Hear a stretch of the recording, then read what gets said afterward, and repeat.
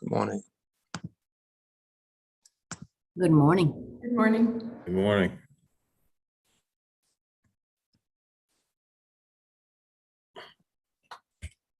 Okay.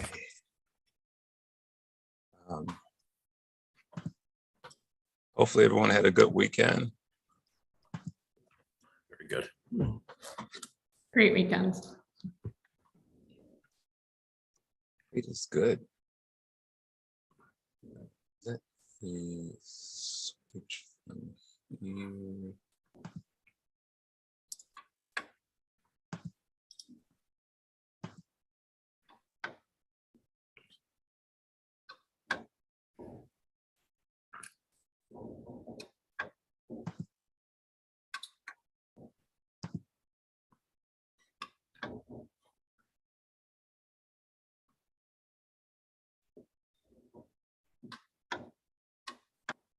Ooh. Yeah.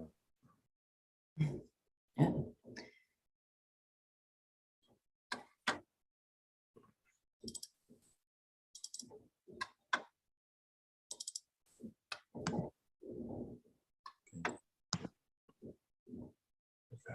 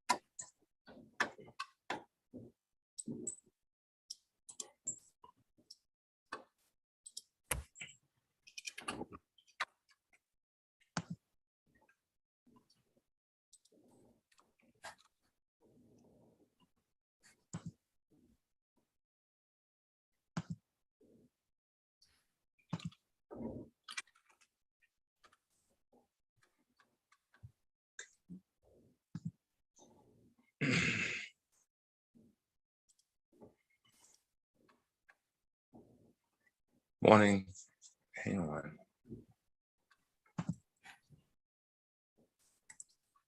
Are we ready to proceed? I believe so. We have a few board members and we have cabinet on. I'm just looking around real quick. Yeah, someone is. Yeah, I believe we're ready to begin. Okay. Then indulge us 1 minute and then we will begin. Let's see.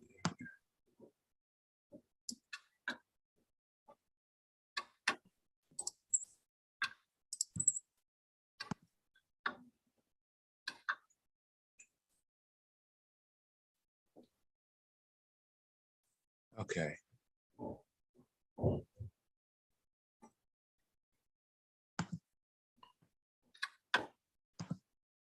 There we go. So, good morning, all. This is Tyrone Walker, and I am chair of the Finance Audit Committee, and welcome you to the May meeting of this committee. And I am pleased that you are joining us. Good morning, obviously, to my fellow board members and to the leadership from the district. And I wanted to open, I feel like I have a prepared comment to make. Last meeting, I made some statement about changing relationship between the Harvard Public Schools and the city's IT. And I want to clarify that to say that the relationship between the MHIS and the Harvard Public Schools is strong, and that relationship remains intact. And I didn't mean to imply that somehow that relationship would be changing. I was wrong. So we'll move forward with that, corrected insight. And with that being said, we have a busy agenda this morning, and I want to kind of jump into it.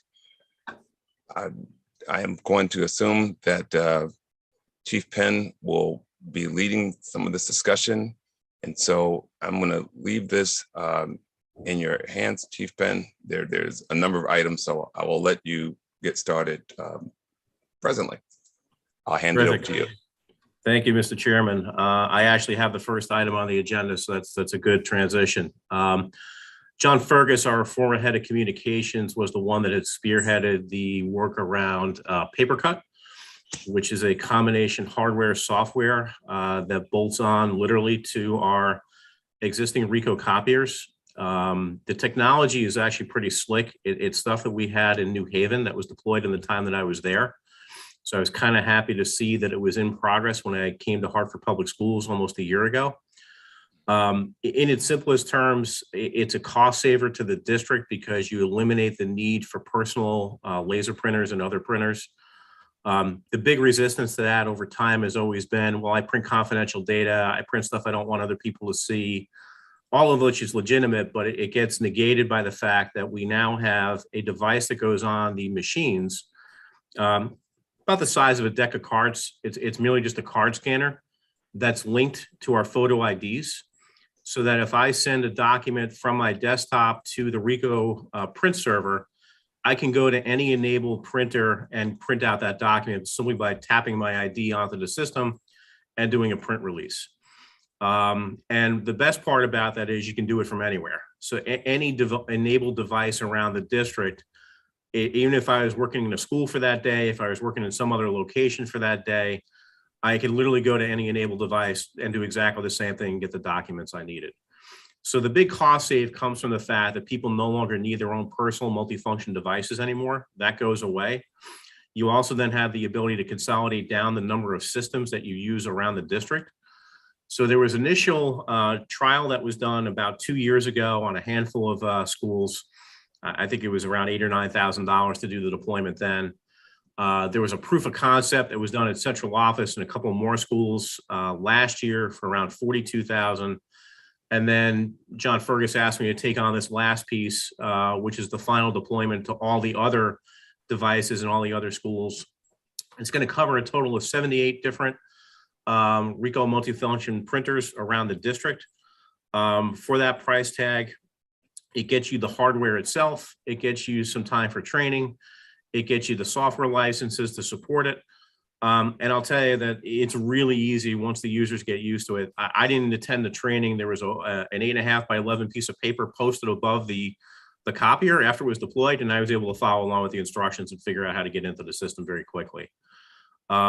So this is kind of completing out the last phase of this project. And the reason that it's here before you is because of the size of the final phase. It's over $50,000 in terms of the statement of work, the SAL. So we're bringing it before the Finance Committee today. And I'll be happy to take any questions about the system. So any questions among the board members?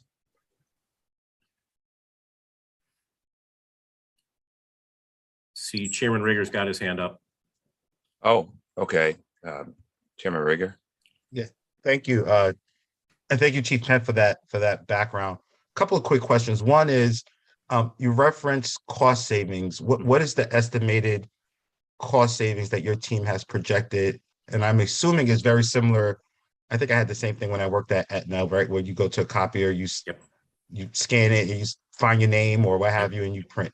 Yeah. But what's the cost savings that we're looking at? You mentioned multifunctional printers and so forth.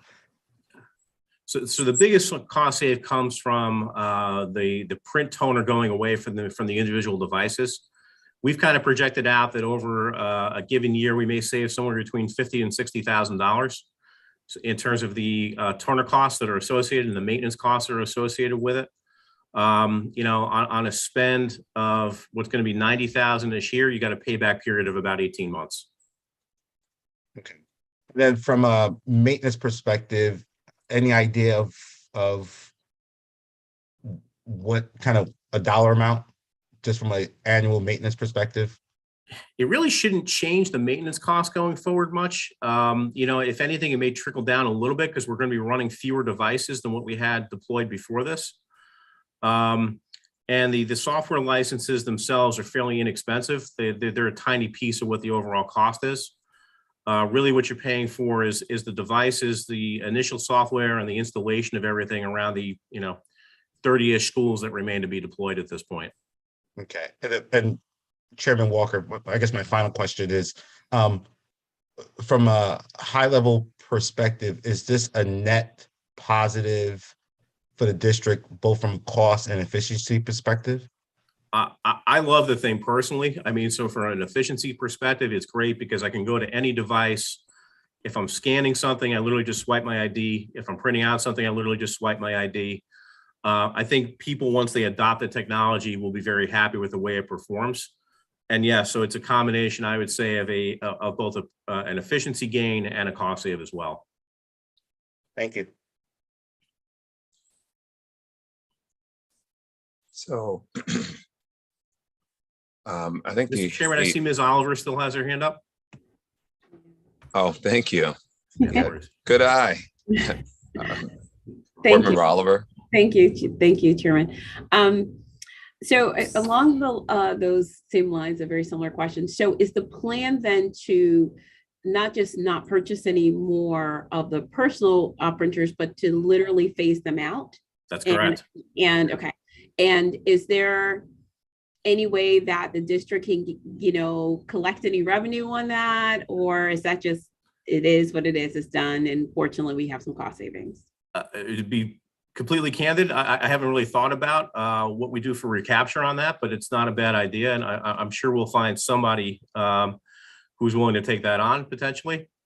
But that's a good question, and maybe a conversation I have with Rico to see if there's a take back policy on some of the devices that we have. Great, that was it. Thank you.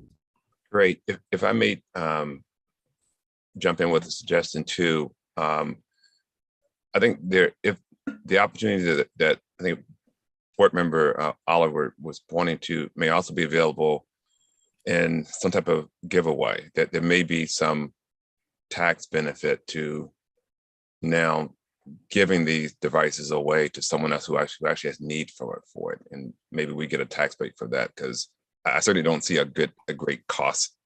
It's already been probably capitalized to zero. That's what I'm expecting for a printer. Yeah, we tend to not capitalize anything. We expenses as we go. I would just need to make sure that we're compliant with our city's asset disposal policy in terms of what we can do with that. Okay, great. So I think the only action here, if there's no further questions, is to approve this moving forward to the full board, correct? Or Yes, can sir. the committee? Okay, so I think since it's above 50,000, I think it needs to go to the full board. That's right. So, yeah, I certainly support it. I guess I'll ask from a procedure standpoint, Ms. Santiago, is there a need for actual vote to be taken, or can we just approve it moving forward as a chair? Yeah, consensus. It doesn't need to be a formal vote. Okay, so if there's no objections, then I'm approving this moving forward on behalf of the Finance and Audit Committee. All right, so if we're good with that action, let's move to item 2, Chief Penn. Very good. So this next item is an extension of the contract with Autumn Transportation. I know we've got Chief Davis Gouge is on the call today, and I thought I saw Bill Mason, who's our Director of Transportation, is also here. As you know, the Autumn Transportation contract is a 3-year contract with 2 1-year extensions that are a possibility if the board so approves. It's been the recommendation of the transportation area that we move forward with one of those 1-year extensions. And I'll let them speak to that in a little bit more detail. Thank you. Good morning. This is Sherry Davis Gouge. I think I'll just start with the overall efficiency of Autumn during the COVID pandemic. They provided excellent service. I also want to remind folks that there was a moment when there was a little bit of tension between Autumn and the district during COVID regarding compensation. And I wanted you all to know that Superintendent Torres Rodriguez actually met with Autumn, and we had a great conversation around partnership and partnership expectations. And so that was a part of the decision and recommendation to move forward with this one-year extension. I'll turn it over to Mr. Bill Mason for the technical pieces. Sure. So the contract is in two parts, for door-to-door transportation and regular student transportation. And the contract for door-to-door transportation ends at the end of June, and the regular transportation the end of July. So we're asking for a one-year extension based on the fact that during this year, through all the COVID, when CDL drivers were really limited everywhere, and a lot of districts were really struggling getting their students to school, we've really been able to continue with close to on-time arrivals every day. And we can honestly say that we never had a run that never went out. That our buses still ran every day, and we made all our trips. We never had to cancel school for not having any drivers or anything like that. And that's partly due to the fact that Autumn has the ambassador side of their business, which is their van service, which mainly does our out-of-town transportation for students that go to like special ed schools outside the district that we send students to, and transporting our homeless students and all that live outside. So those drivers have passenger licenses, and they're able to drive those vans without a CDL. So what we were able to do through this contract is, when a driver for a regular yellow school bus was down with COVID, or we were down drivers, we were able to move drivers from the CDL drivers from the smaller yellow school buses into the bigger buses, and then replace those buses with van drivers that have passenger licenses. And we've been able to stay ahead of the whole CDL shortage by being able to, maneuver things together. And, they did a great job of being able to figure that out each morning. I mean, because very early on, especially through the fall of this school year, it was really difficult having enough drivers every day, and to be able to move people and stay ahead of things, has been a big credit to them.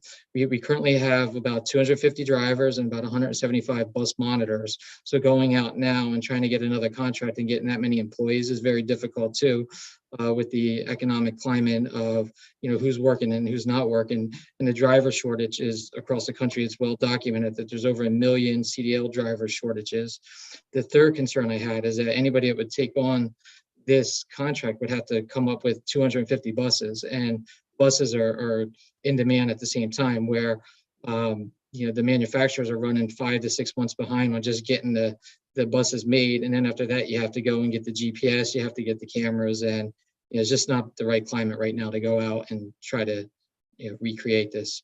So we're asking for a one-year extension at this time. The contract would be based off of the rates that we have for this year, plus the new cost of living wage, the living wage for Hartford for the summer. That'll be increased, and that's part of the contract already, that anytime the living wage goes up, so does their contract that amount. And that's all. Yeah, thank you, Mr. Mason. Are there questions?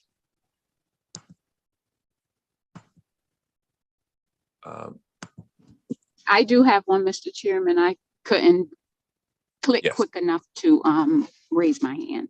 Yes, Board Member Brody. So when we say extend the contract for the year, does that basically mean we're not putting an RFP out? Correct. We would not be putting out an RFP for this year. Okay, so does that mean we're stuck with this? Not that stuck is not a good term. Does that mean, are we under just the same terms as the original contract, or is there any room to change that? Is the extension just as is? So we looked at it as the contract as is, as the contract already is, and then the adjustment would be in the living wage for the year, since the living wage for Hartford is going up this summer. That would be the only difference, and it would continue with the contract that we already have. And the reason why I asked that, just in terms of we've always, like, when you ever call to get a child bus stop, like, you're like, the bus rides by me and I walk 4-5 blocks this way. And I think children in the 3rd grade can actually get off the bus like by themselves. Like the bus driver doesn't have to have a parent present. Correct. So if it's as is, that means there's no possibility for additional stops along the route. No, for families. that's not how it works. We create the bus stops. So we create the bus stops for Autumn Transportation and create them wherever they need to be created. We base our bus stops off of a half-mile radius, no further than a half-mile radius from where the student lives. So nobody should ever have to walk more than a half mile to get to a bus stop. So, but if you could explain, well, parents have been told, maybe we've been lied to, that, oh, if we want to add a bus stop, that's $4,000. Like, I've been told that like over the years. So what It's is never, the it's never rule been on told that? it's never been told by me. I can tell you that for sure, because there's Yeah, I'm no not saying cost. it's you, Yeah, but there's is no it a cost of cost bus. associated with adding a bus stop? There is not a cost with adding a bus stop, no. Okay. Thank you, Board Member Brody. Chairman Rigger.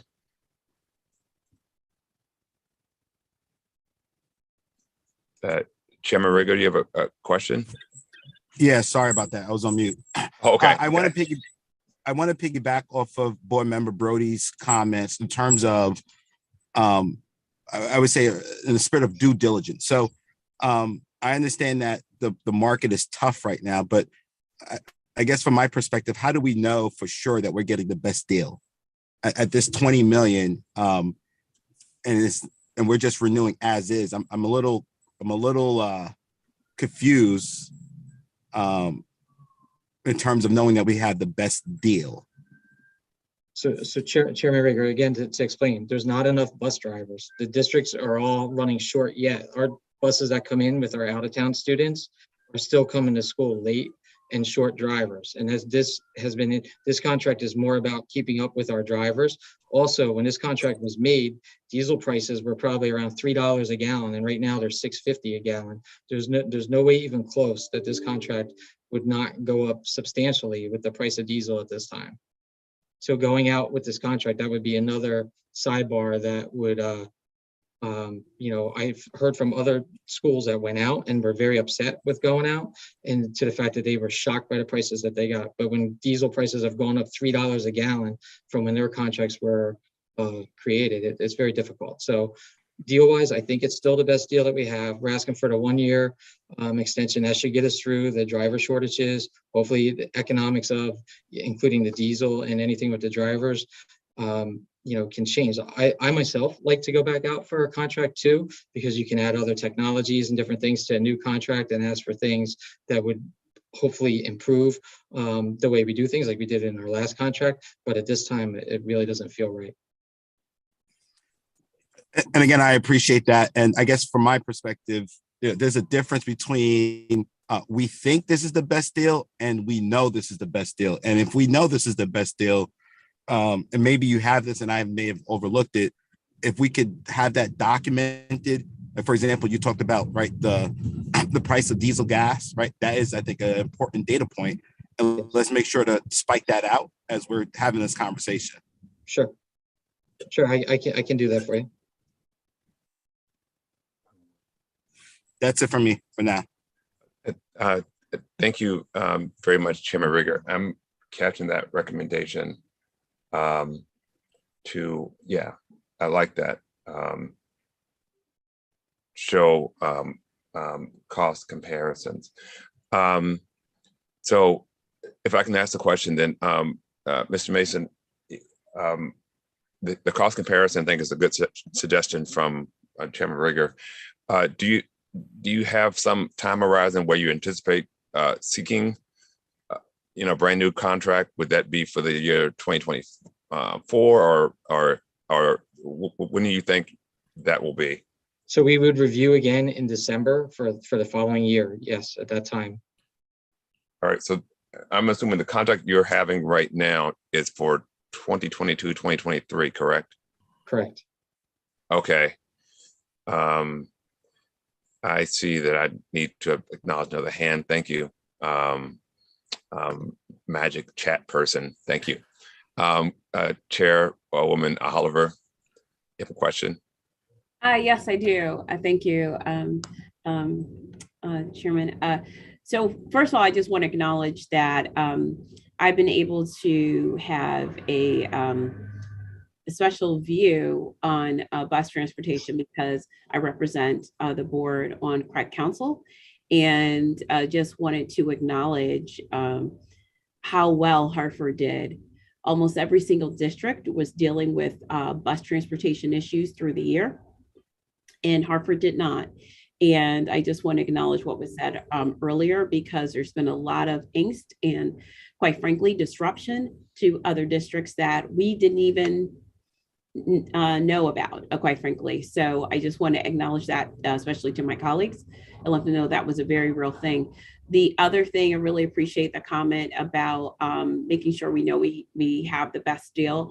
I will also share, and I don't know if there's an opportunity just to gather some of this information from CREC, based on the contracts that they go out through those other districts. Districts, of course, our region that sit on CREC have shared the extreme increase that they are experiencing right now regarding bus transportation. So there are some data points that have already been collected. So if that is helpful for somebody to outreach to our partners at CREC, that might be a very quick way to get that information. So again, I just want to acknowledge the work, Bill, you and your team, as well as Autumn Transportation, has done in this past year to make sure our kids get to school safely and get there on time. So thank you. Thank you. Okay. And so you're saying CREC partners have that information. That's excellent to know. Okay. Let's see. Do I get to, if I can make a comment or a question, let me check to see if there's any other. I may make sure I can. So one thing that I was impressed by is the you seem to indicate, Mr. Mason, that we had CDL or licensed drivers that were actually driving the vans. I mean, that seems like a brilliant move.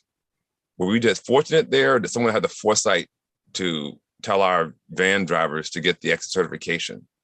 So we discussed back in the springtime of last year, when we already knew that the shortage was already there, but there weren't as many kids going to school, and we didn't have as many buses running at that time, that we were going to need to do something different for the fall and to get more drivers, and getting more CDL drivers was difficult. So through autumn, we discussed being proactive, and they started ordering even more vans at that time so that we could replace the CDL buses, the small CDL buses, with van drivers and be able to use them to accommodate where the shortages were. So between the two of us, we came up with this model and how we were able to do it. Well, good. I just want to note then some congratulations. I think that was a fantastic proactive step, and I certainly would continue to do that. I think it's a great way of building bench strength for these situations, because they do occur. So thank you. Thank you. Chairman Rigger, you had a follow-on question. I do. I just want to make sure that everyone else is able to pose their questions before I ask my second. Yeah, I think we're okay at this moment. Okay. Again, thank you for all the great work, and to my colleague, Ms. Oliver. It's super positive to hear that we're at the forefront. One of the things that I keep top of mind when hearing of matters like this, right, is trust but verify. So in the spirit of my previous comments is, yes, right, we are probably getting the best deal, but let's just verify that at the very least for the public to know that, right, we're just not making a unilateral decision of renewing this contract. To that extent, for this new contract, you mentioned about, I think, Chief Gooch, you mentioned partnership or parameters around the partnership and so forth. Are there any KPIs or performance metrics as it relates to this new contract going forward? Like, how do we know what success looked like? I think clearly during COVID, there was right a clear understanding of what needs to be done. But as we're coming fully out of COVID, like, how do we know that they have met their needs from a contractual perspective and so forth?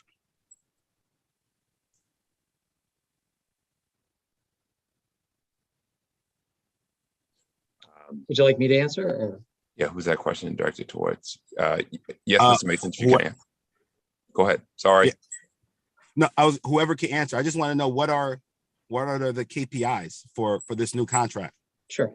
So we have in our contract the same that's in there now, where we have penalties and reviews of the contract. So what we do is, we have on-time goals that they have to set, and we work off of on-time goals, and we stay within those goals, and we meet on weekly basis to go over anything that we have issues with, to discuss any problems that we have. So we're constant conversation about how to control this contract and make sure that everything's being met. And it's a 12-hour operation, right? We go from 6 to 6, and we run the operation that way, and we're in constant contact with them to make sure that they meet those goals of our on times.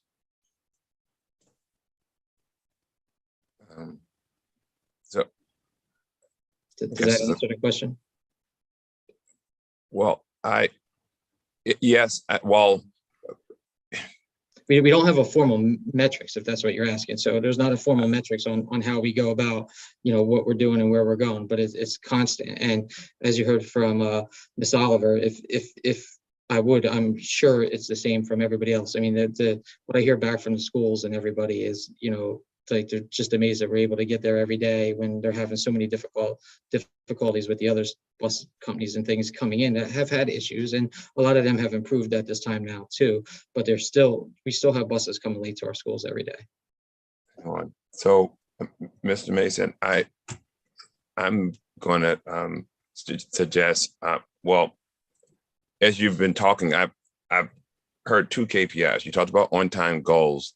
The second one, I think you mentioned, I'd put in the category of availability, that somehow with bus company every day, there's a certain percentage of buses that are available for use every day, right? So there must be some kind of availability goal or something of that nature, correct?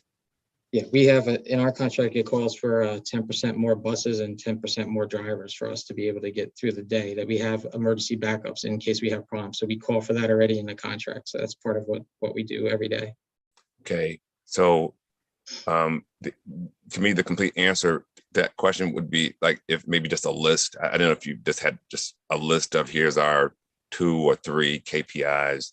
The 2 you talked about were on-time goals, and it sounds like availability goals. And then it sounds like you have some type of emergency backup response. So I guess there's a time window where if there's an emergency situation, they respond within a certain Correct. time period. Yes. Okay. Mr. Chairman, can I make a suggestion? Yes. In the spirit of what's been discussed around making sure that we have the best deal possible, and recognizing that it takes about 6 months to issue, evaluate, and award a new contract through an RFP, I think the best course of action may be to have a conversation with this committee in either November or December timeframe to decide whether or not we're taking the second 1-year extension, or if we're going to market with an RFP. As December is actually not that far out, we're 6 to 7 months away to see if whether or not economic conditions have fundamentally changed by then or not. And that can be our decision point about whether or not we go to market at that point. I think that's a good suggestion. There's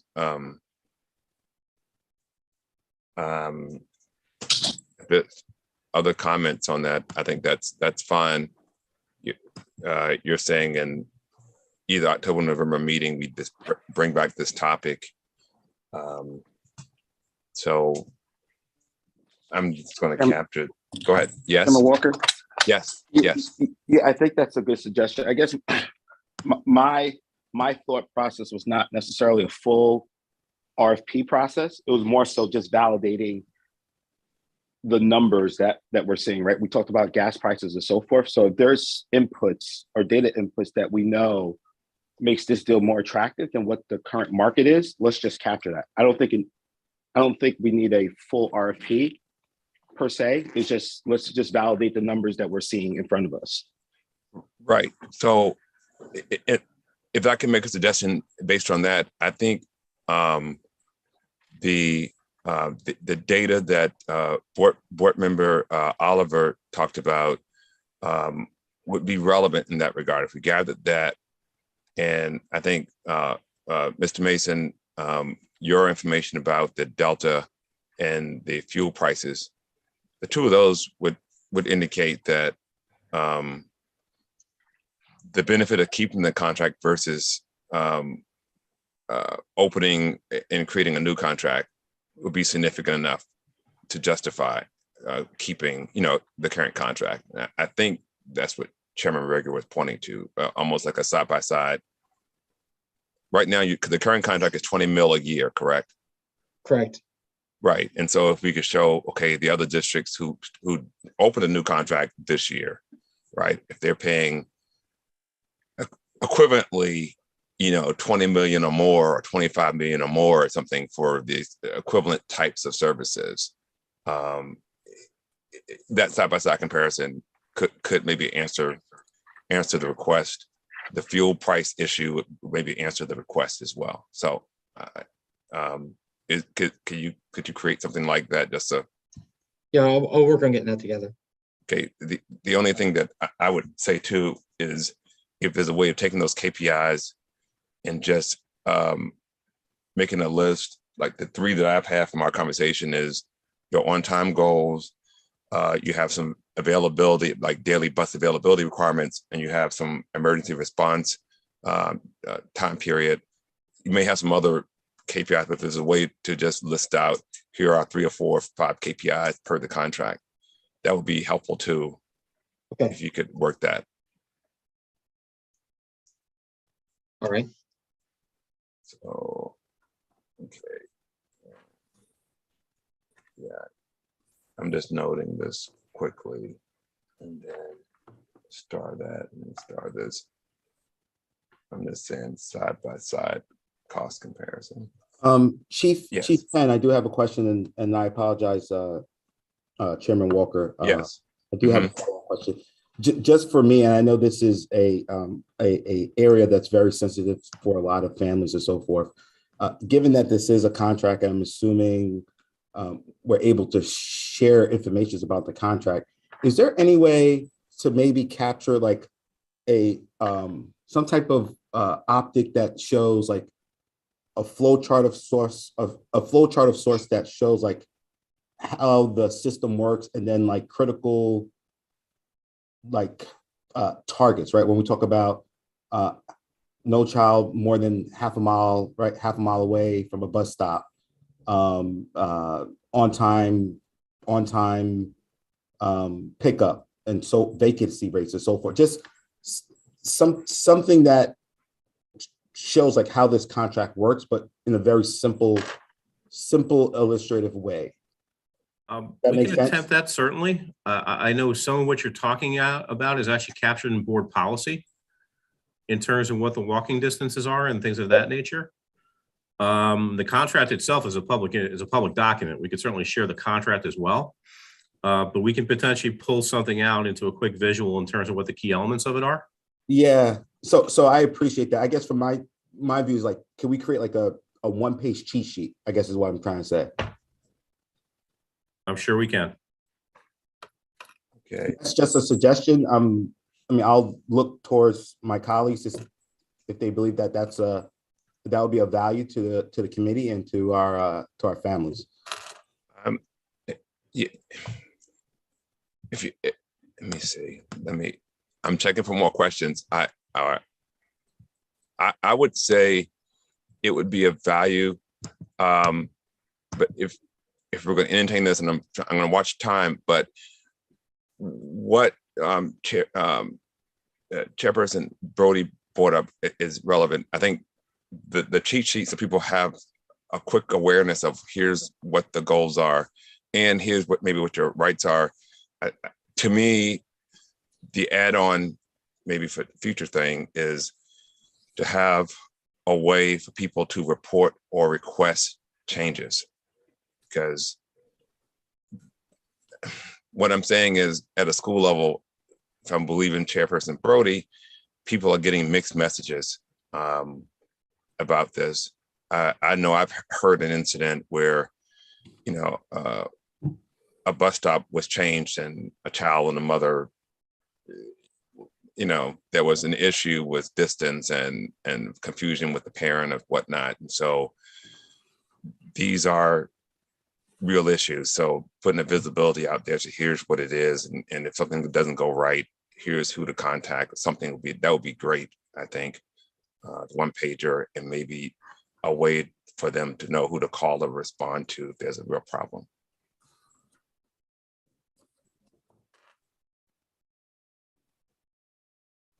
Oh, okay.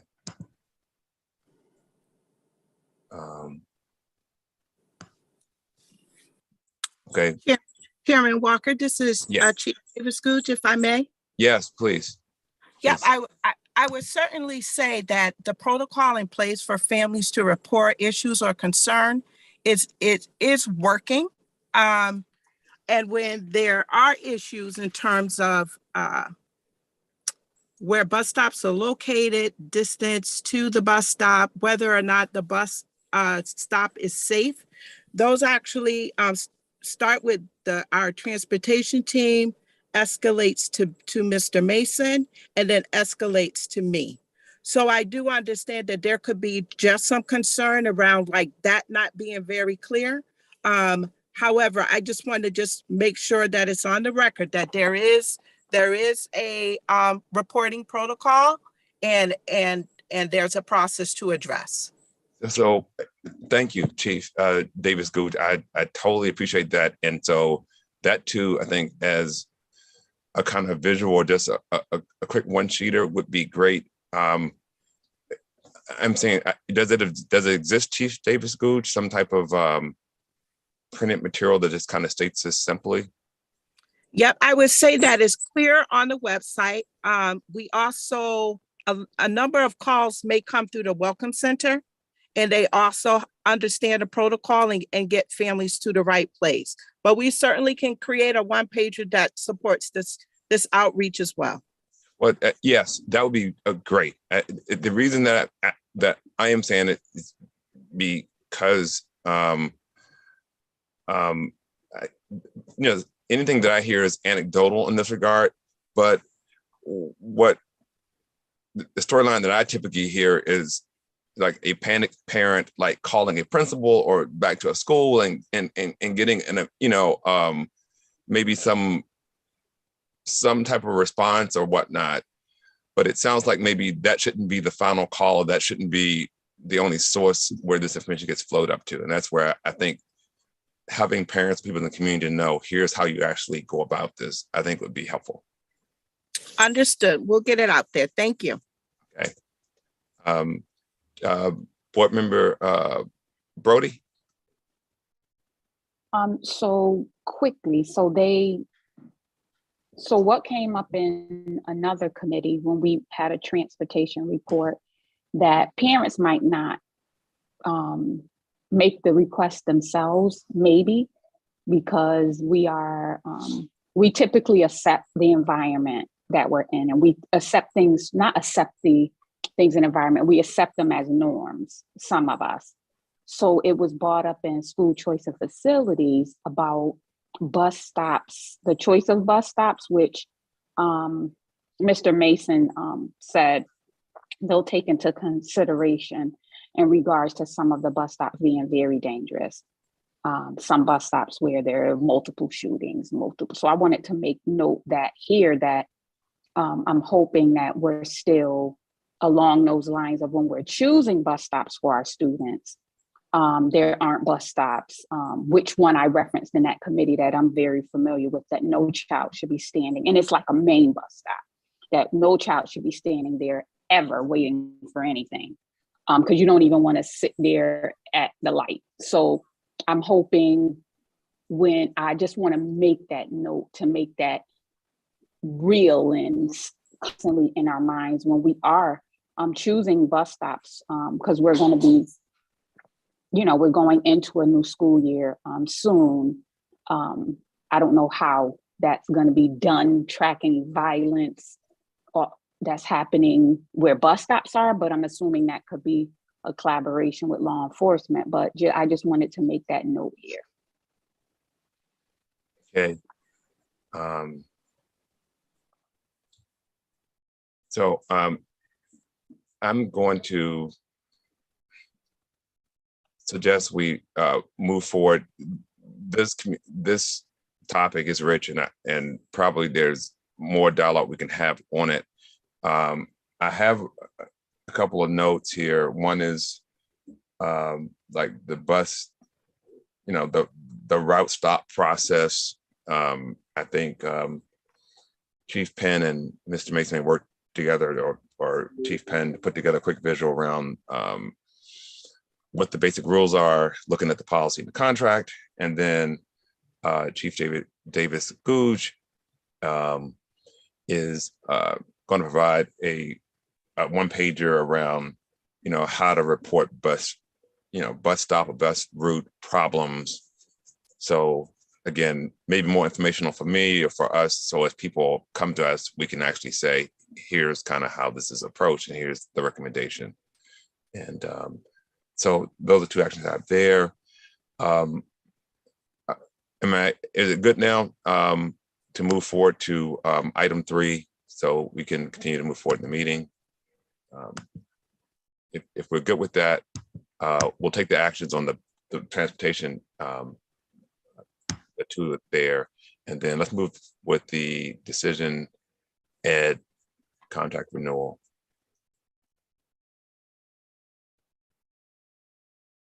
Oh, okay. Before I move on, I will acknowledge Chairman Rigger's point to bring up the concerns about some of the bus stop safety at the Family and Community Engagement Committee, and I would agree with that. Anything related to safety at community or at a bus stop or school itself should be part of family and community engagement. So I'll acknowledge that issue brought up. Okay. Chief Penn, do you want to talk about the decision ed contract renewal? Very briefly, and I'll turn it over to Dr. Silver, who's much more the expert on this topic than I am. So Decision Ed is basically a consolidator of all the different data systems that we have around the district. This value of this agreement is $58,200, so it barely crosses over into the space where board approval is necessary. The work that's going to be done by Decision Ed is for system maintenance, new enhancements, data integration, which is a big piece of what they do for us, staff training, which is also a very big piece of what they do for us. And this contract will be through a term ending in April 30th, 2023.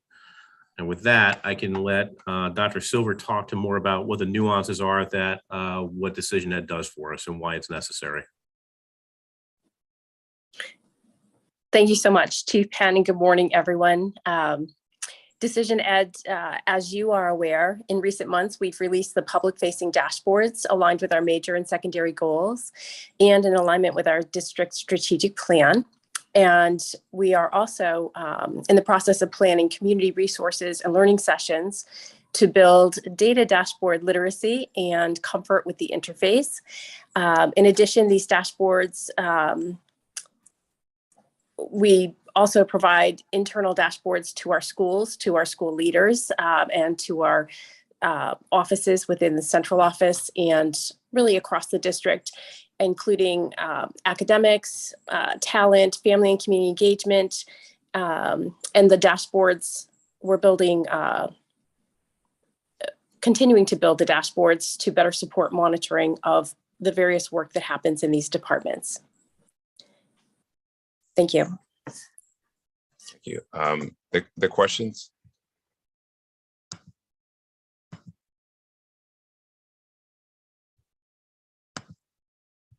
So, okay, I don't see an immediate hand up. I would offer, I think, yeah, I've lost. Was that Dr. Silver speaking? Who was just presenting that? Dr. Silver? Yes, sir. That was me. I'm sorry. I thought it was. My only feedback is to punctuate your comment about providing training on the graphical user interface to parents and community. I just want to punctuate that because I'm supportive of this. This seems like certainly a good thing to do, but its values in that the community really knows it exists, what its value is, how to use it. And so my expectation is that we would get that training done first of the year, top of the year. Let's get everybody understanding that this is the way that they're going to be able to see how their school is performing and so forth and so on. And so that would be it. If there's not questions, the action here is just to approve moving this to full board.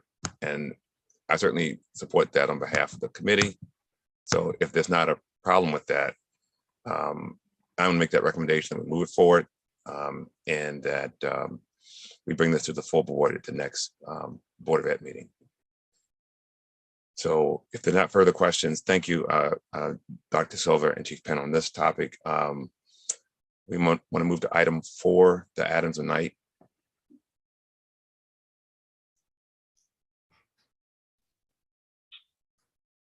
Okay, Mr. Chair, I'll introduce this very briefly and then turn it over. I know Mr. Sugarman is on the call today, and I know I think Chief Curtis may participate in this to a degree as well. Adams and Knight is what we're planning here is a way of better promoting Hartford Public Schools retention, recruitment, bringing additional staff, particularly certified staff, into the district through a number of different channels and touch points that are outlined for you in the agenda. Total value of the contract is $233,000. It would run through August of this year, i.e. during our peak hiring period, leading up to the opening of schools in the fall. You'll see the number of things that are planned under these activities by the firm. So it's a pretty robust approach to get after what we think we're going to have in terms of vacancies, both in terms of what we know today and what our typical summer turnover looks like as well. With that said, let me turn it over to Mr. Sugarman, who can add in a little bit more detail on what the value of this agreement is going to be for us. Chief Penn, I'm actually going to take it from here, but thank you for that introduction. Fair enough. So right now, Hartford Public Schools is positioned to leverage the ESSER funding we have available to attract new high qualified candidates across all certified and non-certified roles. This campaign directly aligns to our 4th strategic priority, which is skillful staff and effective operations, by increasing the Office of Talent Management's capacity to recruit new talent to the district. We are also using this opportunity to build Hartford Public Schools brand recognition and promote the incredible talent we already have in the district. This work will highlight what makes Hartford Public Schools a desirable place to work and to educate students. And I just want to note that we currently have over 320 certified vacancies, about 167 non-certified vacancies, and at a rate of 3 applicants per vacancy, we would need to generate over 1,000 leads in order to fill every position. Right now, I'm going to invite Reem into our space to give us a presentation on Adams and Knight. Hello, everybody. Thank you so much. I will jump right in here in the interest of time. So really quickly, just starting out by saying hello from Adams and Knight. This is our agency. This is where we're based in Avon, Connecticut. To give you a sense, we are a fully integrated marketing advertising agency based here in Avon, Connecticut. We specialize in what we like to call health, wealth, and happiness. And in terms of, the organizations that we like to partner with, really organizations that are trying to, help make their communities better. And you'll see that in terms of the clients and the client work that we are honored to partner with and be a part of. In terms of our overall capabilities, research and strategy, creative development, branding, building brands, everything from developing TV commercials to production, video production, social media.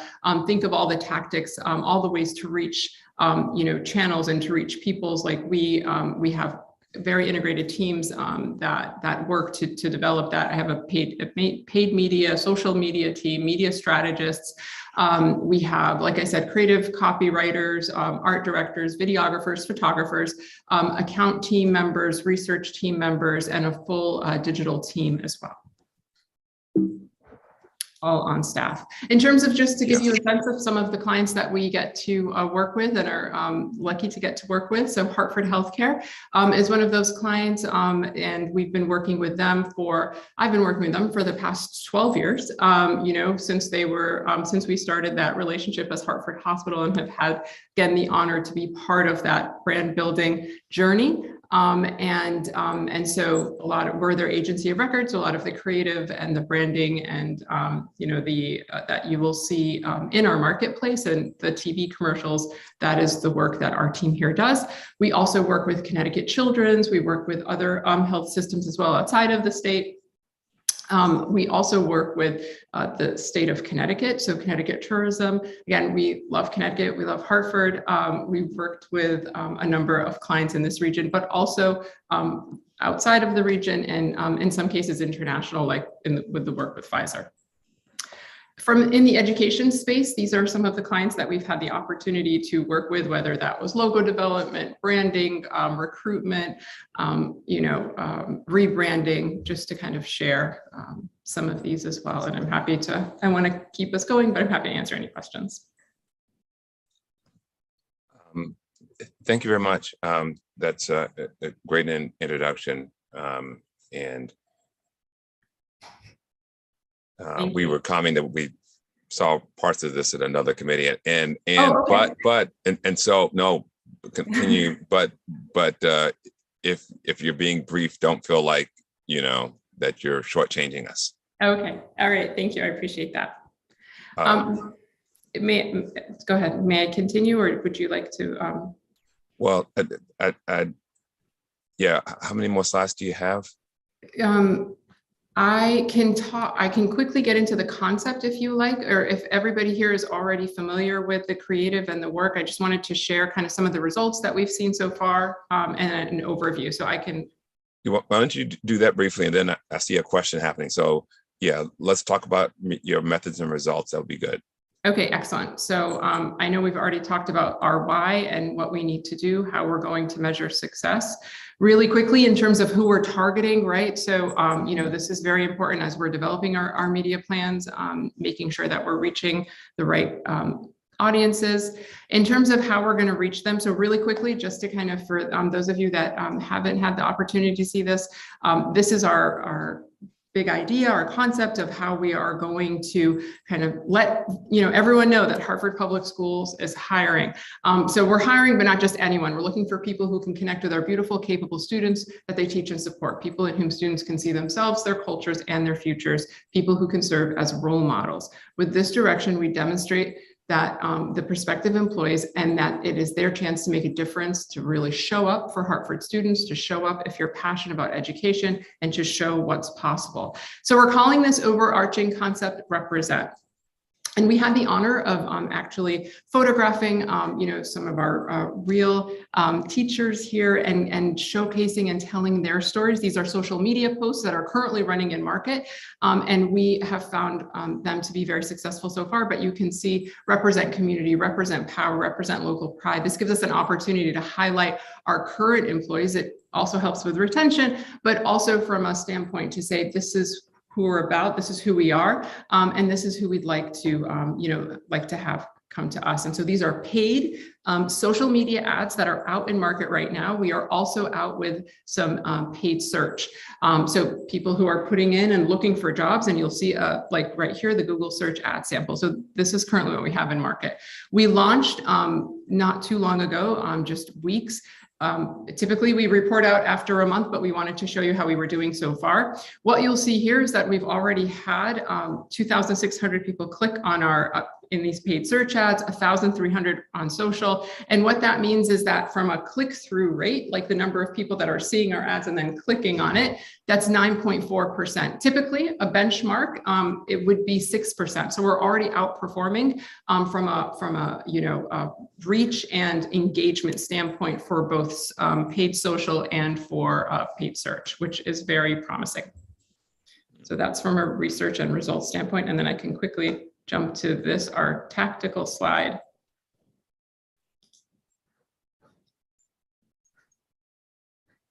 As well as you'll see here, like in terms of some of the things that we're recommending.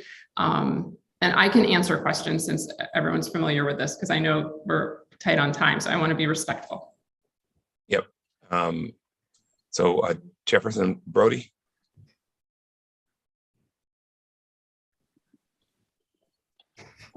Thank you. So I did, when I think when we heard this in committee, it was mentioned that this may come up. I didn't think it was coming up so soon, or maybe I'm mixing this with another presentation. The question is more so for the Hartford Public Schools staff. The 233,000, could we describe that? No, first question, I'm sorry. Do we have marketing staff, Hartford Public Schools? No, that's one of the gaps. We have a communications department, but we don't have an actual marketing team. And that's one of the gaps. We, I believe, had marketing done for the district several years ago. So there's really no up-to-date branding, and we haven't been in market with any messaging, at least since I've been here in August. So this is our attempt to, that's why Mr. Sugarman is here, to pull in the communications department, but also to acknowledge that we don't have the talent and expertise in the district to lift marketing, which is why we need to partner. Okay, thank you. So could we describe that dollar amount? And I heard this is through the summer. Yes, I have the budget. Let me make this bigger here so we can talk through it as a team. So in terms of the budget, so you'll see we have it broken out. So there's the development of the actual creative elements. So the social campaign, for example, those posts, creating the photos, writing the copy, creating those assets that then we are handing over to Jesse and the team to repurpose and leverage across multiple channels. So these are things that we're creating and then you have and you own for life to be able to utilize. So we're using those. So to develop the actual social campaigns, the digital banner ads they're going to animate. These are ads that appear on different websites when people may be online, and we are serving up our ad to drive them to the website to apply for a job. There are different ways from a media standpoint that we're also going to not only be able to, like, just when people are online, but at events, we're going to do something called geofencing or geo-targeting, which will allow us to capture their IP addresses so that they are served up ads and then also to remarket to them, especially those that have come to our website but maybe didn't complete an application. So different like we're going to target by geography, we're going to target by, remember those audiences that I talked about. So very specific things that we'll be able to report out on and optimize. We're going to create a radio commercial because that helps with that air cover, that overall awareness. So that mix we have found, really works well when you have radio or some sort of high level awareness, plus the more digital combination online. We're going to continue to do photography. We'd love to continue to highlight more staff, not just teachers, but be representative of different positions that we have open and different staff members. So that would be continuing, and you would again have all of those assets.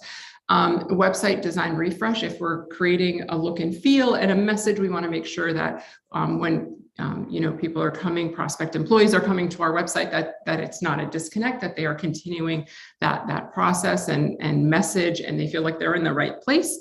And so, getting all of that content as well. Campaign template kit, we want to make sure that everything that the marketing team is utilizing, that is being utilized at fairs, anything, all looks similar to what we're creating. So we're going to create templates to make it more efficient. We understand that we can't create everything for you. And so we're really trying to find ways to optimize the budget and create kind of different templates, whether that's email, direct mail, post, different postcards, any kind of needs, even social posts. That way the internal team can utilize all of these assets and continue to develop more content. And then retention, which we didn't talk about as much, but typically, and what we find, we're doing a lot of recruitment campaigns right now, in healthcare and other industries. When not just recruitment, but retention is very important, and kind of keeping those two things hand in hand and in mind, especially as they're going to see our current staff that there's, a lot of effort being made, to bring in new team members.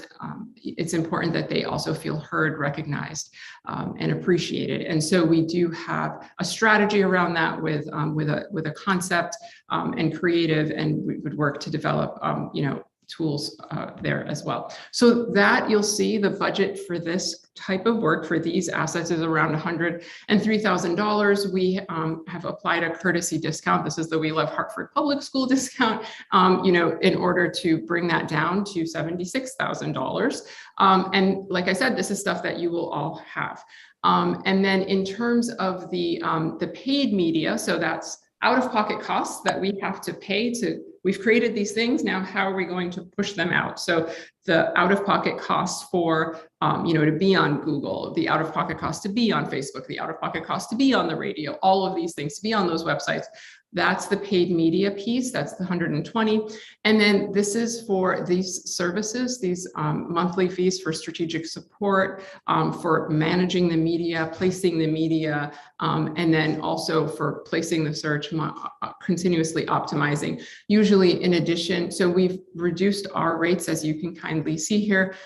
We also, what I didn't include here is usually we would include a $15,000 marketing plan fee and a $20,000 media planning fee, which we didn't include here as well. So the discount's probably more than the 15, but hopefully that helps give a sense.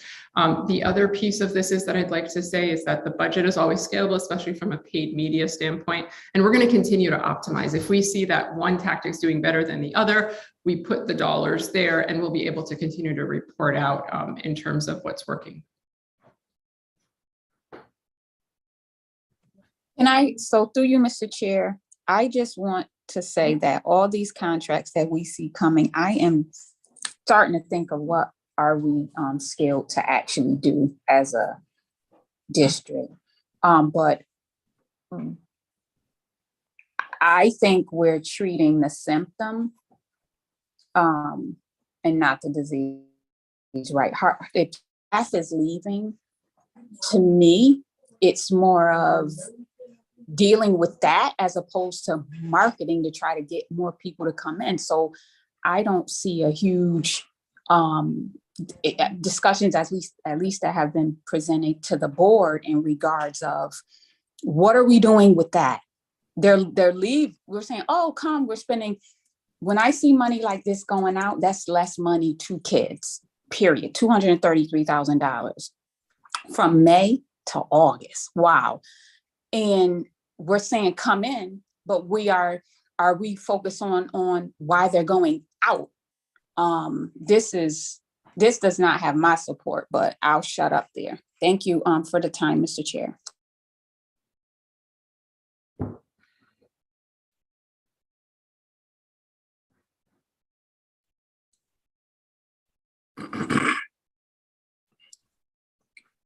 Mr. Walker, you are muted if you're speaking. Thank you. I can't believe every once in a while. Thank you, Ms. Santiago. So are there other comments, questions? So I see Mr. Regora's hand is up. Is it, okay, yes. Chairman Regar. Yeah, thank you, Chairman Walker. So I do want to echo Board Member Brody's comments in terms of, I think we do need to do a better job of identifying the root cause. But in the same breath, I do think that having these type of capabilities or resources, I think does help the district. But again, I would agree, it doesn't necessarily solve the root cause. So in that same spirit, I think it is worthwhile. And again, not something for the Finance Committee, but maybe a different task force, Jesse, with yourself or Ms. Curtis, to really understand, what is happening. I know we've done that work quite a bit, right? Understanding why we have these gaps and so forth. But to the extent that we could start solving for that root cause, I think would be helpful. And I think this is part of the equation of solving for the root cause. I don't think it solves for everything, but it's part of it. If I could, excuse me, just add for a couple of minutes. Thank you, Mr. Chairman, and good morning to everyone. So I just wanted to add from a communications standpoint and just speak to some of the expertise of Adams and Knight and also additional marketing support that we would need. So we as a department have the ability to connect with our community via social media, with our own social media posts. That's either through the superintendent's account or our district account. We communicate via Parent Square. We do handle media releases and also connections with media. So we're able to get some earned awareness through those channels. But I think it's the level of sophistication that a program like this brings, the analytics. And so every dollar is much more efficient than what we could do internally, even if we were investing in paid search and paid social media campaigns. So that is definitely one side of it. That's bringing more water in the bucket. At the same time, we are addressing why people are leaving. And that comes through the incentive programs that Dr. Curtis and team have developed for current staff, for returning staff, employer referral bonuses, and trying to empower our staff to be ambassadors for the district, to make sure that they're highlighting all the great work that they're doing. So we can do that work internally with them, but we do rely on this more sophisticated and layered approach that a group like Adams and Knight can bring to us. So I just wanted to add that from the communication standpoint and sort of where our limitations are as a department, somewhat in our expertise, but also just in our capacity and what we have to do to serve our students and families every day. And then, I'm sorry, Chairman No, please. Walker. No, please. If I could, I would just like to extend that Jesse's comment as well in terms of the Office of Talent Management would be more than happy to speak with the board about the retention efforts that we've made internally across the district in regards to the staff culture and climate data that we've received. So actually the Office of Talent Management has gone out with our teams into schools and done a deeper dive into culture and climate into the schools and met with full staffs we've met with 3 schools now, and then we've action planned with the administration around the feedback that we've gotten from staff around the culture and the climate of the school and what is preventing people from wanting to stay in the district. So I'd be happy to extend that conversation in a space that's more appropriate.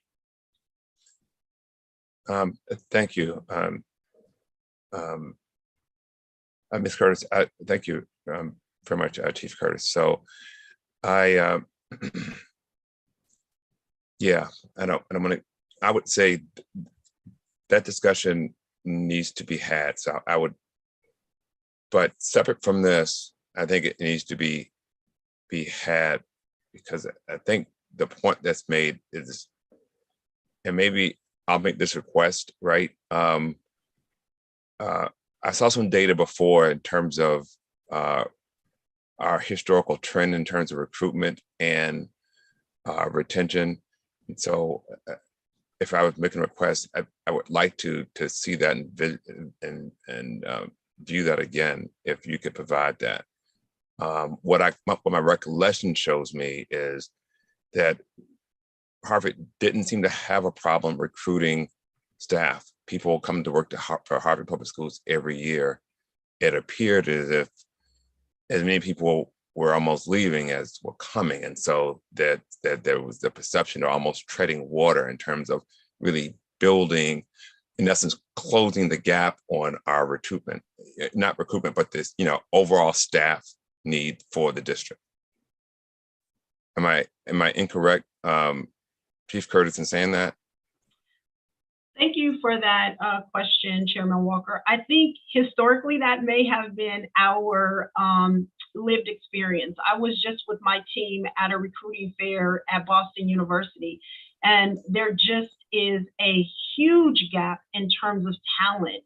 So where there used to be 6, 7, 8 years ago, a long line at the Hartford table for people wanting to come work in the district, we were literally out like peddling like flyers and stuff, like come to our table, because there's such a huge deficit in talent right now. And so we're all trying to source from the same place. So that's why a marketing campaign is so critical right now, because we have to reframe our image and we have to rebrand the district as like a premier place to work in Hartford, in the city of Hartford.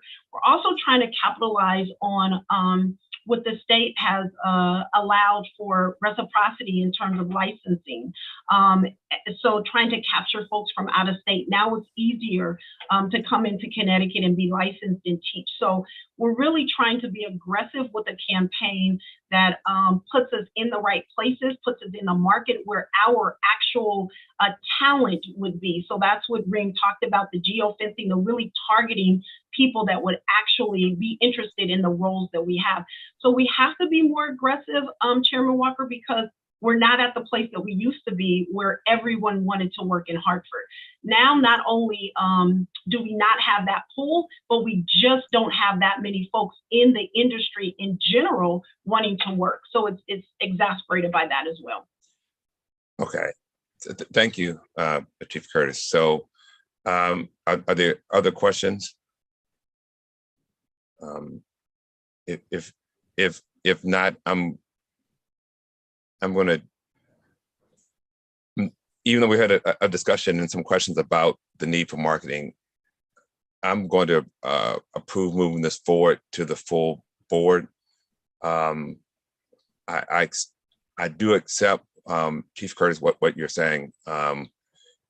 If we're actually trying to recruit the numbers that were presented in the beginning, in the time horizon that was presented, yes, we need some additional help. I would believe that the area that Jesse Sugarman works in does not have the capacity to do that level of work in that short a period of time. My recommendation to that, though, and this is for Chief Curtis in particular, is that I think it's going to be absolutely critical that the back office from your staff to respond to folks be super responsive. And what I mean is when someone reaches in and clicks and says, yes, I'm interested, yes, I want to know more, I think this whole thing falls apart if somebody from the district is not responding within a half an hour. I mean, it has to be super responsive that they actually get to a real person for the district that actually begins to really engage them in real talk about working for the district. And so I'm hoping that your team has that kind of commitment. They really going to be responsive to this campaign, because that to me is the real benefit of this campaign really working for us. Would you agree, Chief Curtis? I would absolutely agree, so much so that I'm very interested in bringing our next item forward to the board, because it speaks to exactly what you've lifted. So thank you for that. And we totally acknowledge that the position of OTM has to be such that we are a service provider to the schools in the district, and outfacing that we're super available for folks who are interested in joining the team here. Okay, thank you. So if there's not a problem with approving this to the district, then let's move to item 5.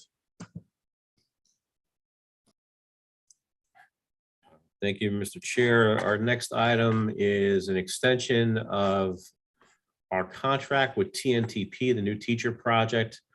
We've been underway with TNTP since I want to say last November, if I recall that correctly. Doing a number of different pieces of work that stemmed out of the audit of the Office of Talent Management that transpired not quite a year ago, but in that range.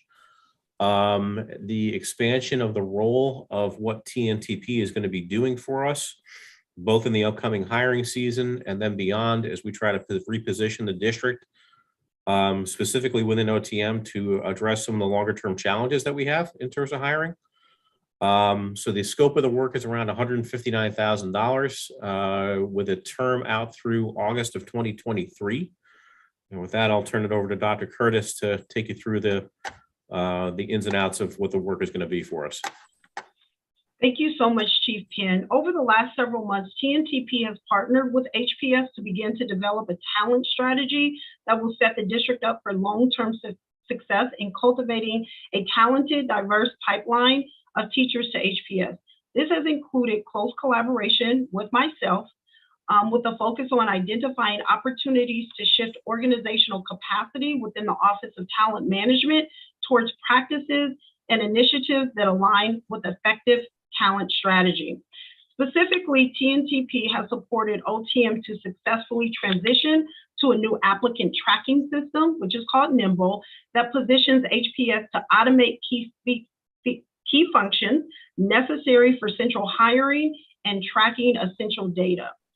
They've helped us build a recruitment tracker with embedded goals to provide visibility into the talent pipeline and real-time progress in building a talent pool.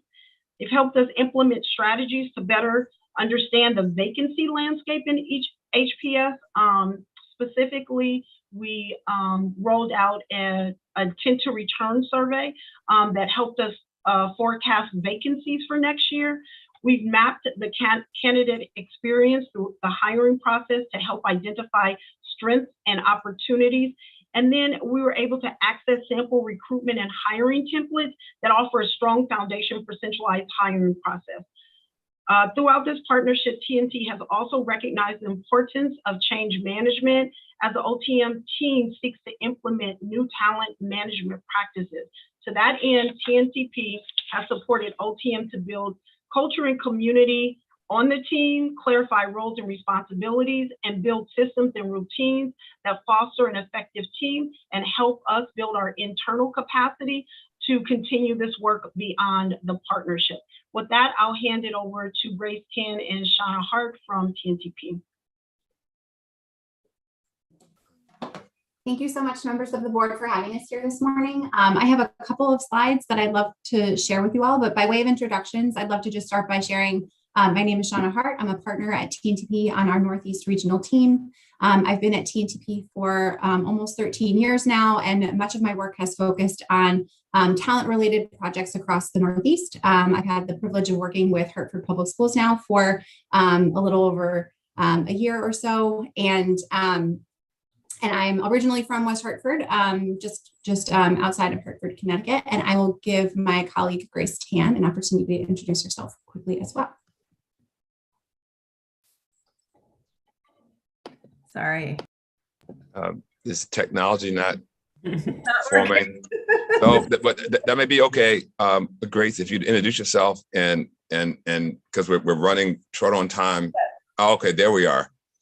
All right, I'm Grace Tan. I'm also a partner in the Northeast at TNTP, and have had the pleasure to work with Dr. Curtis and her team over the last about 4 or 5 months of this partnership, and really excited to be here today. Okay, thank you, Grace. Are there questions? I have a couple of slides that I'm happy to talk through if it would be valuable for me to share just a little bit about who we are as an organization.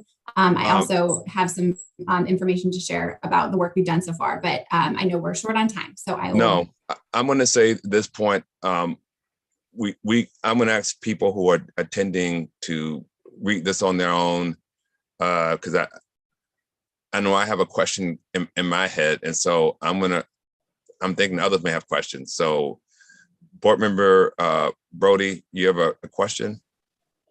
I have an ask and a question. So the ask is, I'm asking for, as far as talent management, because I know they've come and asked for hundreds of $1,000s here. Could we get a list of just those initiatives, those things that we've already approved,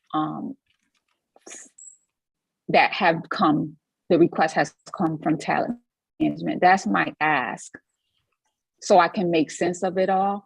My question is, Dr. Curtis said we began work with them.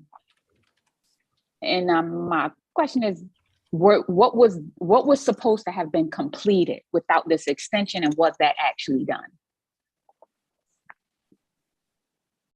Thank you for that question, Board Member Brody. Yes, we started, the board approved a contract at the November board meeting. So we started working with TNTP in November. That contract comes to an end this month in May.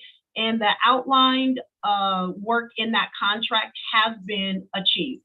So the things that TNTP set out to support OTM with have all been, we've created all the work that they set out to help us with. And I'm happy to delineate out that work if you like me to. And that's why we seek to extend the contract, because we've been so successful. So I'll give you just a brief understanding. We moved over our applicant tracking system from Frontline to Nimble. And we did a really aggressive implementation phase in. So where that should have taken about 6 months, we did it in about 8 weeks. And we did it, we were that aggressive because we had the support of TNTP, who worked directly with OTM and worked directly with Nimble to build out that system. So where I couldn't necessarily be in every single implementation meeting, our partners were. And so they held Nimble accountable to the timeline, and they supported the OTM implementation plan to make sure that we stayed on track. So those are some of the, we're creating an entirely new onboarding process for new hires. So OTM is working with an onboarding team, an OTM onboarding team. So I have about 3 different strategic teams that are working with TNTP right now. That would be our recruitment team, that would be our hiring team, and that would be our onboarding team.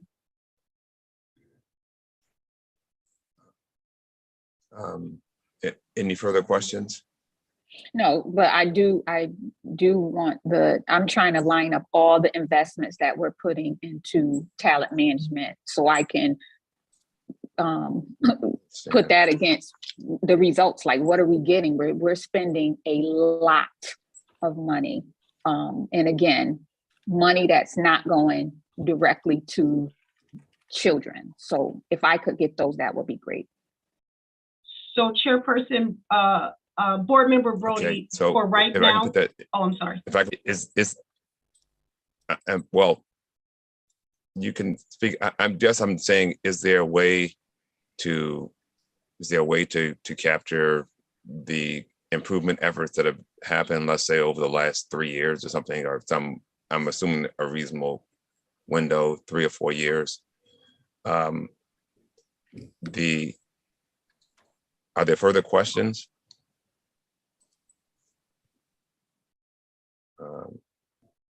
I'm going to gather that.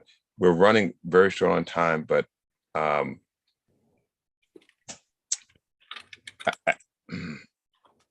guess I have a comment and a question. I'm glad, Chief Curtis, you've spoken to the good working relationship with the firm that we're working with now, and it seems like you're making a lot of progress. When I was hearing what was laid out, it sounded like it was actually your job. It's what OTM does, and so what for me, and I want to just maybe meet offline, is to understand where the gaps and problems were. What is it we're trying to fix? Because the things that were listed are things that should be happening right now. Is it a situation where it's happening now, but somehow happening too slow or not happening comprehensive enough. We can't address it right now, but yes, the feeling is we're doing some improvement, but it's not crystal clear what gap is being fixed, what's being corrected. I would want to believe right now that if principals and leadership staff and others got together, they could figure out who's leaving schools, who's anticipated to leave, who's going on maternity, what gaps we need to fill over the next year, over the next 6 months. That type of stuff I thought would be part of the process that OTM would do as part of its annualized planning. And I'm sure you do it, and it's probably currently done. So I guess I'm trying to shape the request, and the list sheet said, let's look at the list of the improvements, and maybe let's understand if we're trying to move forward with this new effort, is there some significant gap that we are trying to fill, or is there some significant enhancement that we're going to get? Like, is Nimble so much better than the previous program? The previous program had problems. Somehow, I need something to be able to say to somebody who's questioning why this money isn't going to children. Here's why we are doing this, and it's really going to be great for the work of, talent management improvement over and above the marketing and over and above what the group currently does. Chairman Walker, can I please ask for clarification? I believe Board Member Brody asked for a list of investments, and then Yes. You're asking for a list of improvements. Is that correct? It's the same. To me, investments should be made because so I'm using two words saying the same thing. I'm saying there's a list of investments that were made, and I'm aligning that if we're talking about investments, that the investments were driving some improvement. We did this investment because we addressed this issue. We did this investment, addressed this issue. We did this investment. Does that seem clear? It does. It does. Thank you. I'd just like to comment that the investments from OTM for me have only been since August. So if you ask for 3 years, I'll have to just go back and figure out where that alignment is, because you've been here only this current year. Since August, yes. Okay, then you're kind of like, the reason I'm asking too, because you're very much like me. I'm relatively new, and so I too want to see if there's a history in this space or what was done before. But let's start with the since August, and because that's what you can get quickly, right? In that way. So let's start with that. And if there's some history to be gathered, then we can understand that there may be a little effort there. But at the very least, what I'm saying is, let's get to now. And in this case, if you've met your target so far, then the moving forward is to achieve something. All I'm saying is, what I missed from that discussion is, I get what you're doing. I can't see why it's being done and what's being improved, fixed, or resolved by doing this thing. Does that? Okay, that's, cause I need to say something when someone comes to me and asks the question, why we, you get the point. Okay, are there other questions or comments here? Because I know we're running over, and I would at least like to get to this last topic 6. If there's not anything earth-shattering, the updates and reports, I'm willing to say that we can read the updates and reports on our own and maybe cover them more broadly at the next meeting when we do, updates for the upcoming month. Are we okay with doing the presentation of the updates next month? If we can get through issue 6. So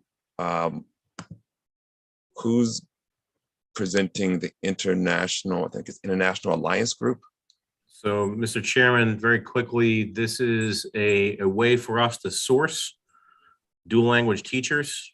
I think the specific focus of this contract is going to be on ones that speak Portuguese to meet a very specific need that we have with a concentration of Portuguese speaking students.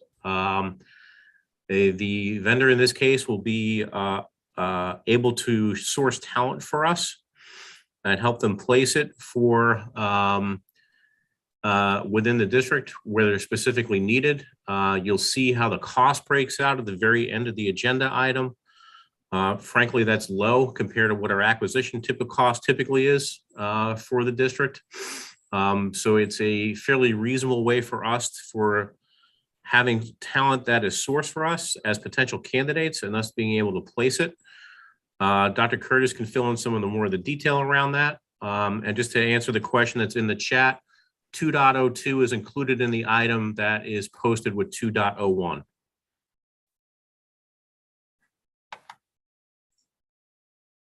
Okay, so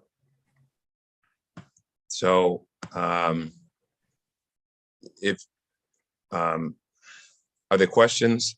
Because I have one. If there isn't a question, let me check to see. The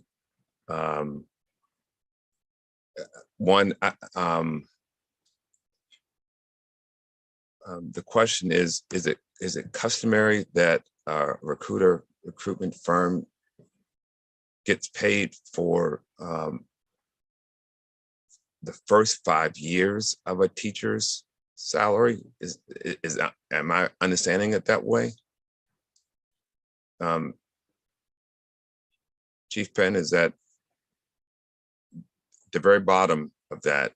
I'll defer to Dr. Curtis to answer that question. Thank you. Okay, is that what's being said here, that this firm wants to get paid some percentage of the first 5 years of the teacher's salary?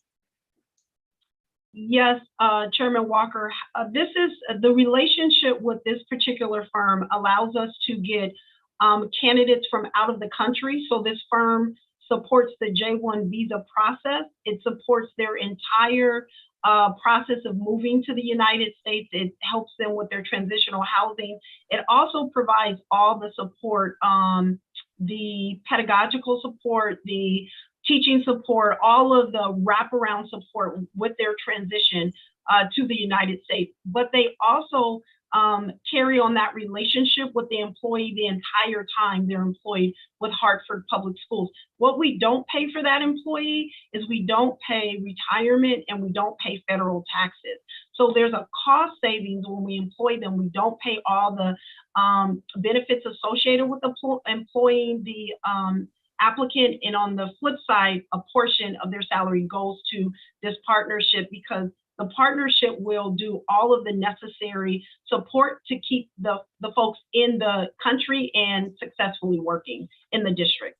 All right, thank you, Chief Curtis. I appreciate that. If I guess my second question is the timeline for this decision. I guess this is a question or request. Is it possible to defer a further discussion on this particular topic until the next meeting? I'm feeling like there's the need for a little more education as to what this kind of program is, how it works, what typical costs are. Is like, it doesn't feel like right now it doesn't feel like there's enough there to move it to the full board and for them to make a really informed decision as to the value, the cost, and understanding what we're totally getting from it. Am I Chairman, not? Yes. Chairman Walker, I appreciate your thoughts there. The consequences of not moving the contract along is that we just will not have access to that talent. So people are being hired right now. And so right now we have a couple of dual language Portuguese speaking teachers that we need at Parkville, like right now. And if we were in this relationship, we would have access to the frontline system, the applicant tracking system that this organization uses for all of their out of country talent. And it works the same way. We have access to the applicants, we interview them, we look at their teaching videos, we determine if they're a fit for the district. That whole process takes weeks, right? until we get in a relationship with the organization, we don't have access to any of those applicants. Oh, okay. Okay. So you're okay. All right. So there's some time sensitivity there. Chairperson Brody. Thank you. Let me make sure I'm off mute. So in previous probably years, we've discussed a way for board members not to feel so under pressure to move something along for something that is, we have a process in place that should get things to us in a way that is like, oh, it needs to be rushed. So that's a process. I don't know how this one fell or didn't fall in the right time frame, but I just wanted to make note, and it was mentioned to me in the community years ago when we made, it was two things we made a priority is we invested in like it was red flags when a child is absent, and then there was investments for English language learners. So I made the comment that, so if I speak good English and I'm not absent from school, where is the investment in me and I'm still behind? Because that was the focus. Those were the things that was a priority. So then months ago, we went to Puerto Rico to recruit teachers due to a traveler's grant. Now we're in this position. Meanwhile, we have schools of education, historically Black colleges and universities. Where is that investment? When is that going to be this? So our students can connect culturally. And we know that makes a huge difference. I'm looking for that investment because I do not see it. But in regards to, and our community doesn't see it, and it is a well-discussed item in the community. But in regards to this, I never like the feeling that we have to move it's time sensitive. We have a process in place because we don't even see like real dollar, like it's so many questions in regards to this that I'm not gonna feel pressured to move this forward if it was poor planning on someone else's part.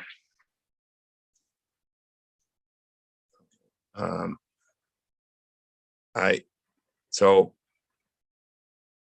given her concerns, Chief Curtis,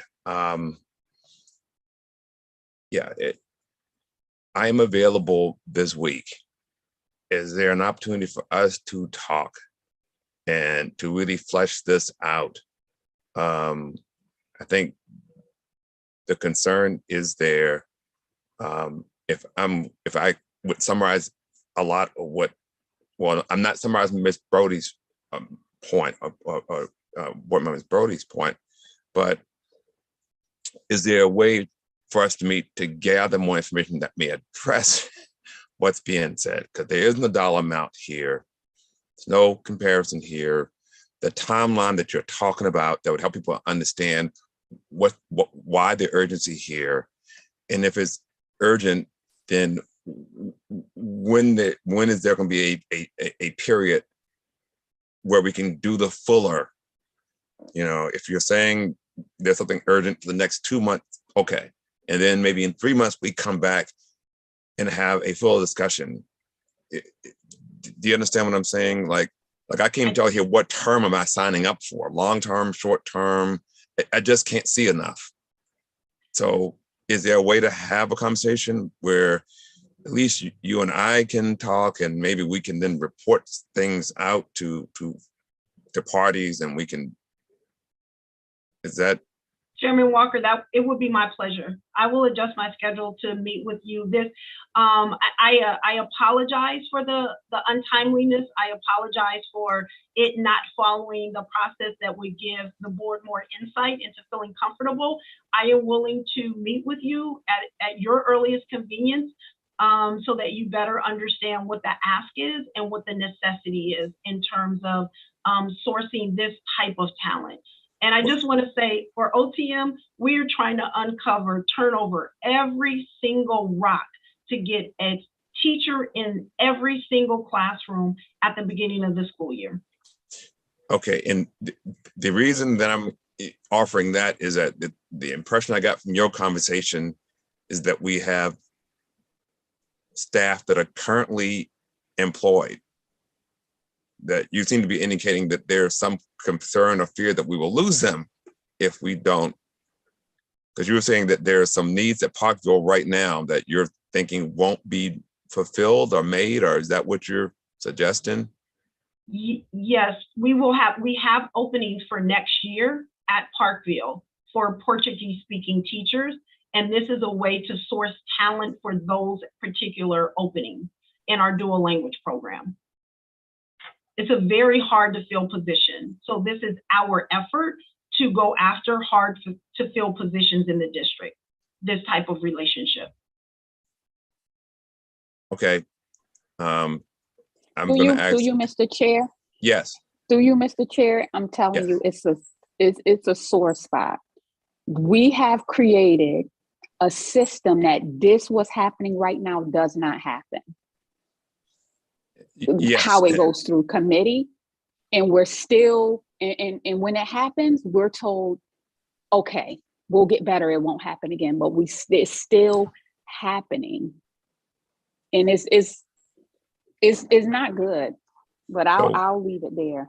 Right, because I think we're losing folks and we're running over, and I apologize. And so for that, and that's why I'm offering, if you're agreeable with board member Brody, that's the reason I want to meet maybe offline to get more information, because we need more to at least. Yeah, I agree getting more information, but it should not make it it should not be on our agenda next week is what I'm saying. And that's why I want to, yeah. Right. And I hear that. And so what I'm trying to understand from someone from Chief Curtis this week is that thing. Is there a way that I want to understand more? We'll talk offline to understand how this process works. If there's a way for you to keep moving forward, if it doesn't come to the school board meeting or whatnot. So Chief Curtis, let's find a way to reach out and get some of these questions answered, because there's just a little more information needs to be gathered. We can't do it right now, and we're losing people. And so I think we just need to meet and then report back to the interested parties, at least to the members of this committee, the results of that. So my pleasure. Okay, thank you very much, Chief Curtis. And we've decided that we're going to push the updates and reports to the next month. I appreciate those who have held on. We've run at least 15 to 17 minutes over. And so if there's not objections, I am thinking we're at the end of today's meeting, and I would recommend our motion that we adjourn from this meeting, and then I will have the action to meet with Chief Curtis and then provide some follow-up on item 6, agreeing that there's just not enough there for the full board, I think, to give an informed and intelligent response or approval. So if there's no objections, then let's adjourn for today, and there will be follow-up information provided on item 6. Have a good day, everyone. Thank you.